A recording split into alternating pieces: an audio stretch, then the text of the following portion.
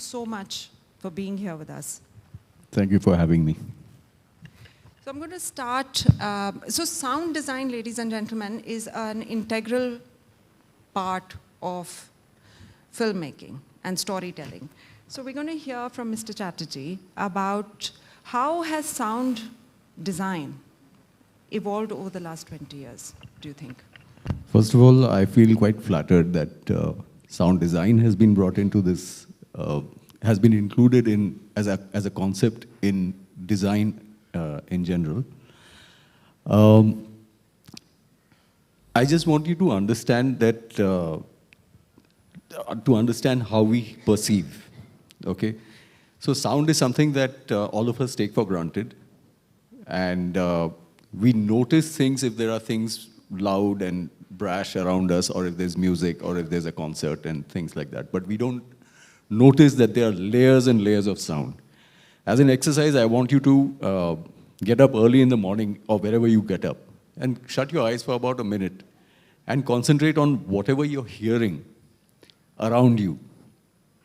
So you'll be surprised with the amount of sounds that are coming into your ears. You know, we hear, but we don't listen. So there are layers and layers and layers of sounds that are coming in. In my locality, there's traffic, there are vendors, there are birds, there are cars, there are the telephone bells, there are, you know, a whole range of sounds that happen all around us. And we take them so much for granted that we don't even consider, we relate it to sight. So we get up in the morning, we look, and we take it for granted that these are the sounds that are there. But what we try and do as sound designers is simulate these sounds in cinema. We try and incorporate all these different layers of sounds, which we call the number of tracks. And the way we sound is also something that is very dependent on the acoustic treatment around you. Like you sound a certain way in your bathroom when you're singing while you're taking a shower. You sound a certain way in a corridor. You sound a certain way in this environment. So our job is to simulate that. If you're in a church or in a very large building, there is a certain reverb and echo that happens in that. So we try and simulate that with softwares. We try and simulate that with all the equipment that we have, with all the softwares that we have. And we incorporate that in film. Sorry, what was your question? I just wanted them to understand sound. No, which is good, because that's how you put the context right there. So, no, how has it evolved over the last, what are the changes that you're seeing in sound design over the last few years? Principally, what has happened is in film, we have evolved in cinema very much, we are at par with the West. Because when cinema started in the West, it also started in India because of our colonial background. But we have taken it to a different level because of our history. We have theater, we have Jatra, we have Nautanki, we have all these other things. So earlier films, you would find actors with loud makeups and loud voices and loud renditions and music and dance. But that is because as an audience, when you're sitting, you cannot come very close to the actor. You have to watch them there, so you have to read his expression, which is smile, which is anger, which is, they had to exaggerate all these things. So even when the films were shot, the camera was static, like that camera over there, it was static. It never moved close to the character. So then what has happened is we slowly started developing a language of cinema. But try and understand that sound on cinema was still not there. We were watching silent films like you would have seen earlier Chaplin films, earlier Phadke films. So we have a good history of cinema. It started off pretty much along the West. But slowly cinema has developed and we have come closer. The camera has started moving. We move with the actors. We track. Today, it's become far more complex. We have drones. We have those kind of shots. We have automated cameras. So the technology has kept increasing. So sound, slowly it got conceptualized. And Alam Ara, I think, was the first Indian film with sound. And they realized that, you could have dialogues, you could also hear the character or the actor. So when Alamara was being recorded, when they started recording, they realized there was a lot of sound all over the place, and they realized that, wherever they were shooting, it was near a railway track, and there were trains passing, and there were people shouting and stuff like that. So we did not have a quiet environment where, as an actor, they would deliver the dialogues. You had all these other noises coming in. So they shot the film between 3 in the night and 5 in the morning, when everything was quiet. So that was the only way out, because there was no concept of acoustic treatment. There was no concept of blocking out sounds that you did not want. Today, of course, it's become far more complex. We have, and then slowly over the last, I'm in the industry since 87, almost 4 decades. So what has happened is, we have also worked on analog systems. We have also worked on very limited number of tracks. Like I was telling you, the number of sounds that you're hearing all around you were limited. We had to bring those in a few tracks, so that we had to accommodate, try and accommodate as much as possible in very little, both in terms of dynamic range and in terms of track limitations. So slowly with that, around the late 90s, mid to late 90s, we started going digital, and we started becoming non-linear in terms of our computers coming in. And today, like, we started off with hardly 1 track, then two track stereo, then we would record on 4 tracks, then we would record on 24 tracks. Today, in my workstation, I have 2,500 tracks. Wow. So, and also what has happened is, in film, we had only one speaker. We had just one speaker which would produce the sound. And what we would concentrate on historically was mainly the dialogues. Our films were very verbose because of our theatrical background. So everything was spoken and it was sung. And when they are singing, you had some accompaniments, but what was important was the lyrics of the song. What was important is the dialogue. So today what has happened is, it need not, things have become far more less simplistic. It has become a little more complex. There are more number of tracks. Just one look or a gesture would, explain the premise or the situation or the scene. So now what has happened is, from one mono speaker, we have diversed to what we call surround sound. And also what happened over the period of time was, around the late 80s or mid-late 80s, people were watching VHS videos at home. They found that, we can watch film at home, why do we need to go to the theater? But what did really pull the audience back into the theater was sound. Because when you're watching a film, 50% of it is sound, is what you're experiencing. Yeah. And I'm responsible for that 50% of whatever you're hearing. So slowly we have, today we have Dolby Atmos, which means we have speakers over our heads also. So if you have a chopper taking off, you can actually feel the chopper taking off above your head. And if you realize, our sight ends over here. We can't see what's behind us. That is how evolution has designed us. I can be, if there's a wild animal behind me, I can sense it, I can hear that animal, I can turn around and spot the danger, and I can take evasive action. So what happens is, sound is all around us. And also, when we shut our eyes, the camera closes. When we go to sleep, the camera shuts off. But the sound does not shut off. How do we know that? We wake up to an alarm. So our hearing is always on. So we wake up to the alarm, because even in the night, if there's some odd noise, we would, maybe our primitive, even with animals and with primitive humans, that was our early warning system. So we would wake up and we would run. Yeah. So sound also is all around us. So when Dolby gave us Dolby Atmos, we could feel the sounds enveloping us. And like our previous designer was saying, in our context, that is what we call immersive. So that is immersive sound for us. So you feel that you are in the environment.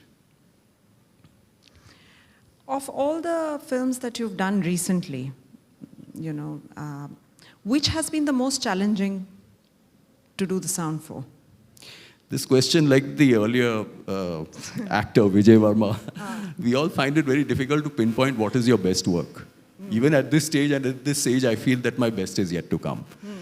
But there are some films which I really like because there was a lot of scope of stylization in terms of design. Because what happens is, sound is not just the footsteps that you hear or the gunshots that you hear. Sound is also when you're getting into the character's mind. So if there is something that if there is something that I want to, I will not be able to know what you think just by your expression. Yeah. So what I'm trying to do with sound is trying to incorporate something which you are probably thinking of. It could be a nostalgic sound like an old song. It could be a nostalgic sound, or it could be a very unpleasant sound like war. For example, in Madras Cafe, one of the scenes, the first scenes where John wakes up, he wakes up with a startle because of a chopper sound that he can hear. And he's connecting with that chopper sound. He gets a very bad dream because that chopper sound takes him straight to the battleground where he retired from. So this is one thing. Then another thing was in Bajirao Mastani, for example. Bajirao Mastani is a story about Bajirao. Bajirao comes from a strict Brahmin family. They were Peshwas. Yeah.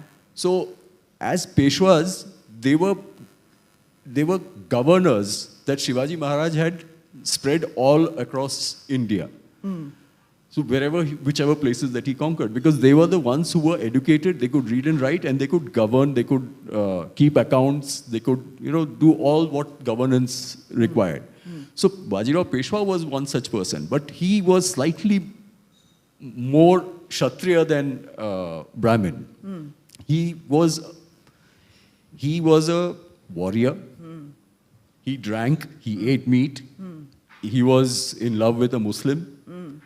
So these are things that that his household was not. So it was somewhere around the 1700s. Now I had to create an atmosphere of what his house would be like. Yeah.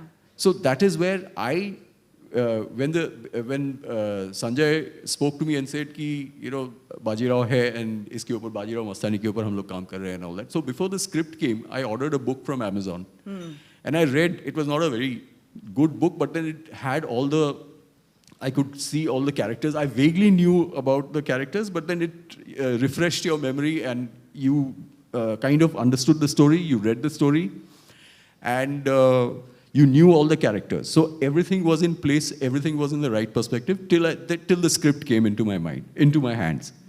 And then once the script came into my hands, I started looking for, in 1700s, what would be a typical Brahmin household like. So I knew of a fact that there's a place called Vai near Panchkani, where Brahmins from all over Maharashtra congregated. Even today, every year they congregate. And they chant the Ved. They do this Vedic chants, about 25, 30 Maharashtrian Brahmins. Why I say Maharashtrian Brahmins is because they have a particular accent. This is a story, Bajirao is a story which is from Maharashtra, which is Pune. So I did not want to go and randomly take a Vedic chant record Vedic chants from Banaras, because that would have a very North Indian accent. Vedic chants from the south will have a very different kind of a tempo, different kind of an accent. I wanted specifically a very Maharashtrian flavor. So I went and recorded, so I did a little bit of research and I found that this is the place, and one of the production people, they kind of helped, and we locked onto this, and I went and recorded those sounds. And that put everything in context. So when subconsciously, because sound design is not something like that should disturb the narrative, but it should support the narrative. So if I'm showing the room, then there are these chants which are happening in the background, because back in the day there was no traffic, there were no other sounds, there were no loud sounds, and kitna ab birds and bees bharoge in the tracks. So you needed to put all these elements, because it's a Brahmin household, it would be surrounded with prayer, it would be surrounded with, because it was also a fort-like place, so they had horses and stuff like that inside that house, in Shaniwar Pet in Pune. So I brought in these kind of sounds, and at one point when I was recording, after finishing the recording, I just realized there were some 10 women who just walked in. They were all draped in blue saris, and the youngest would have been 70. So there were some 10 of those women sitting and singing old Marathi bhajans. So this was the icing on the cake for me. It was like like a bonus thing, Yeah. So I use this particular chant and I put it in Kashibai's room where she's showing Bajirao the house, where she's trying to impress Bajirao. Even after his affair with Mastani and stuff like that, she's trying to bring him back and she's trying to show him. So these are the sounds that were there from Kashibai's room that slowly start creeping in. Now, these are things that you're not supposed to hear. You're not supposed to hear somebody opening the door behind you because our concentration is on the dialogue that we are having. But still, we know it gives us a perspective where we are. There's some sounds in the corridor. There's some noise over there. There's some sounds of the air conditioner, the humming of the lights. All these are there, but they're not disturbing our thought process. So this is what design should be, that it should place you, it should take you, it should be convincing enough for you to understand the whole process. We are there, but we are discreet. So this is the research you spoke about, how you ordered a book from Amazon and stuff like that. But it's a collaborative process. So when you're designing sound for a project or film, so you work with a filmmaker, how much involvement does a filmmaker have? Or does a sound designer usually get his own freedom to do it by himself? That depends a lot on the director. Sanjay and I are batchmates from Film Institute, where Vijay was. We had joined the institute before, when I had joined the institute, Vijay, at the Film Institute, Vijay was not born. So Sanjay, Rajkumar Hirani, we are all from the same batch. And so there was a certain flexibility, with Sanjay. I can talk to him and I can this thing, but pretty much he knows what you are trying to do. There are very, very obvious things that, you would want. But this surpassed his expectations. So that is my biggest award. When the director, but there are times where you also, with your sensibility, understand that how much is too much. You have to understand the film. And there are often certain things like the directors tell you that this is what I'm looking at. But the moment you read the script, you have already made your notes in your mind, and it is not something which will supersede the storyline. So you're slotting these little things inside. So you're always having a very deep discussion with the director. Yeah. Like even in Uri when we were working. So when Aditya sent me the script, I read it, and then after a while he called back, ki, "Dada, aapko kaise laga?" So I told him that, Aditya, I can hear the film. So he was extremely happy about it. So, but he had no idea how I would take things to what level. What research goes into it? When you get a script or somebody speaks to you about a project, how do you go about this one you said, yes, you ordered a book. Because of course it was period and it was historical and you needed to do that research. But otherwise? See, Madras Cafe is something that we lived through. My generation lived through that. When Rajiv Gandhi tragically was killed in that bomb blast, we were in Bombay. The next day, Bombay was like Sahara Desert. There was no protest, there was nothing. There was quiet. Nobody stepped out of the house. There was a very strong, quiet grief. So we have been through that. We have lived through whatever politics was going on at that time between India and Sri Lanka. The IPKF, the sad situation that our soldiers had been put through. So that did not require too much of a research because we knew the story. Yeah. So it depends on how what kind of a situation it is. Yeah. So you kind of pretty much realize, understand that, okay, this is in that context. So your thinking, the ways you stylize certain scenes, the way you stylize or bring in the mood, though you could, because Shujit Sarkar was the director and he kind of had some references which I didn't look at. He said that this is my reference. So I didn't want to see the references because if you're giving me a reference, you're undermining my creativity. Or you'll start thinking like that then. Yeah, I don't want to be influenced by that. Yeah. I did see the reference, but after the film was made. Acha, nice. So was it close to what you... Oh, it was much more. Acha. Yeah, so there is a certain amount of research that I want to do regarding a story, and I would want to bring in a certain context. Even Padmavat, when we were working, there are a lot of things like Alauddin's, Khilji's fort did not have birds. These were happy sounds. It was supposed to be a very dark place. So at the most you could hear vultures, or at the most you could hear crows.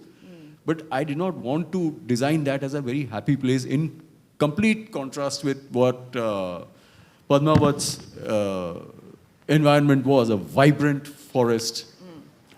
So the whole vibrant forest was a set. Now my sound design brought in the animals, brought in the birds, brought in the life into the forest.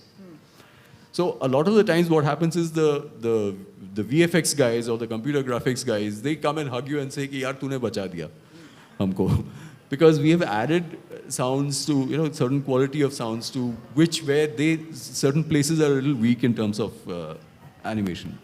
But we add those kind of things. It's such a difficult job that you do. So much thinking, rethinking, and putting it all together, watching it, come when together. People ask you, are you spiritual? Do you have, and you suddenly realize that there is no need of spirituality because once you're inside the studio, the world around you has shut down. Because then you realize that when you come out, because studios, we don't have windows. You don't know, when you walk in, What's it's happening, daylight. When you come out, it's night. So you're constantly, when you're in that whole, in that zone, then you're constantly designing, redesigning, taking out, bringing in. Is this looking this thing, is it complementing, is it standing out? So there is a lot of this back and forth happening, the director coming, his views, incorporating his views, arguments with them. So it's all a discussion that we all have. The way you want the actor to talk, the way he has to speak, the way he delivers the dialogue. So all these kind of things, you have to be there to understand. What happens is, like, for example, if it's a very noisy environment, then you start screaming at each other. Like, if you're talking, if both of us are sitting in the, standing at the traffic signal, we wouldn't be speaking normally to each other. We would be screaming at each other. So when you're dubbing in a quiet environment, you have a tendency of going quiet and having this thing. Then you have to remind the actor, look, you're in the middle of a lot of noise. So please scream at each other. So what happens is you raise the pitch, and then when you're adding music and effects and things like that to that particular scene, then the voice does not get drowned. It sticks out. So there are a lot of these kind of layers, but it's such a short time that I'm kind of skimming through all these little things. Yeah, sorry, what were you saying? No, that's perfect. Tell me about a fun project that you've done recently. Something that was really, really fun for you. They're all fun, actually. There are some bad cases, but that's ideologically or sensibility-wise. But it's better I don't bring that, wash dirty linen in public. But most of it is fun. Okay. Most of it is fun when you've designed something and when the director or the actor or somebody realizes that, oh, you made it look like this, or you made it sound like this. Then it's a different high. Every project has, it's really fun doing these kind of things. Like what I told you about Bajirao, what I was thinking about in Madras Cafe. Then when the actor, like Ajay Devgan, comes and tells me that he made a film called Runway 34. He told me this is not a blockbuster kind of a film. It's a very private film for me. It's about a pilot who, this was a story based in Kerala. It was a flight from Dubai to Kerala, and they had to make a very hasty decision about landing, and the plane overshot the runway, but he had no choice but to land the plane over there. After that, there were some various aviation rules that got kind of changed. So when Ajay Devgan called for me, he told me one thing. He says, please see that you have time for this. Aap agar nahi karoge, then I'm going to do the entire sound post-production in Russia. So I felt very flattered. I said, oh, thank you. I mean, thanks for this compliment. So, but it was fun working for them, for that particular project. So what happens is, like, most of the film was shot on a flight simulator, because you cannot shoot in a cockpit. You will not get the camera angles. You will not get, it's such a tight space. So you again had to make it sound like, it was in the aircraft. So there are times when, the aircraft is shuddering inside. Now, it's not possible to go and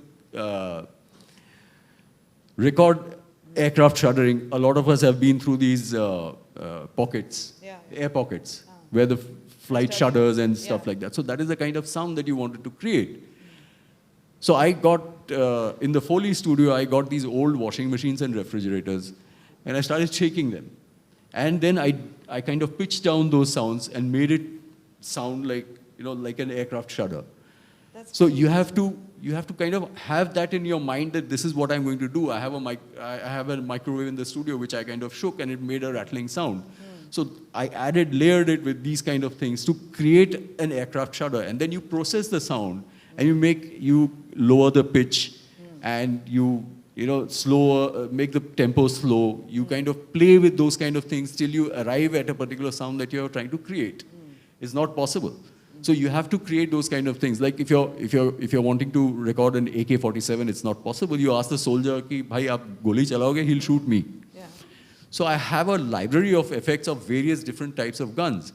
Now you have to, if you hear a pistol in real life, I have heard it in the 90s when the underworld was like at its prime in Mumbai. It sounds like a stupid firecracker. It's not like one of those ditchkayao types. Nahi hai wo. So to make it ditchkayao, we have to layer like sounds of various explosions, lows and high frequency sounds to make one gunshot very impactful, so that it kind of has that kind of an impact. Sorry, are we running out of time? I think we've run a little bit over time, so I'll just ask you one last question. Yeah. What advice would you give young people in film school today who are looking to take up sound design as a profession? I think they should go into investment banking. There's a lot of money there. No, I mean, if you're really passionate, if you're really passionate about it, please come in. Because in our time, when the prospectus of Film Institute came, my father looked at it and he saw Government of India. He said, "Okay, that sounds authentic. You can go and join." This was back in '84. And today I'm so happy that, very young people, they are taking this. This is a career option.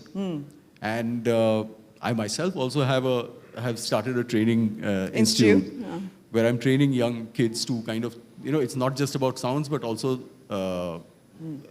transferring this sensibility or the aesthetics to them as to how to design sounds. And today we are living in wonderful times because we have so much of technology supporting us. Well, so my advice to you is, yes, if you're really passionate about it, it's as good or as bad as any industry you want to make an impact in. Right. Thank you so much, Mr. Chatterjee. I think we went over time. Thank you. I'm sorry, ladies and gentlemen, I will not be able to open for questions because our next guest is here. Thank you so much. Cheers.